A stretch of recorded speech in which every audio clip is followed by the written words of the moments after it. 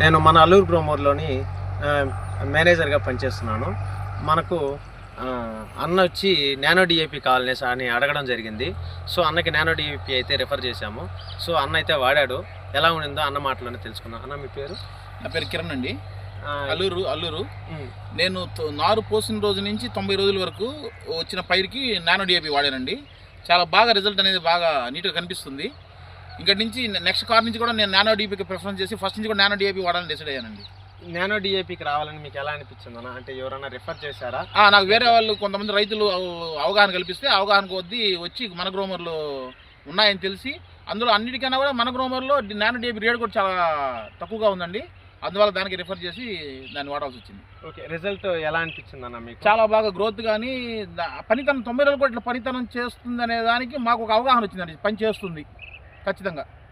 చాలా బాగా ఆనందంగా ఉన్నామండి. మీ సలహా ప్రకారం మిగిలిన రైతులు మిగిలిన రైతులు కూడా 90 రోజులు పైన కూడా డిఏపి అంటే ఏదన్నా కై కొద్దిగా జబ్బు చేసినా కొద్దిగా గ్రోత్ లెవెల్ తగ్గినా ఈ అదనంలో కొట్టుకోవచ్చండి. కొట్టుకున్న తర్వాత నానో డిఏపి వాడిన తర్వాత కై ఎదుగుదల అయితే కానీ గ్రోత్ పచ్చదనంగా కూడా చాలా బాగుందండి.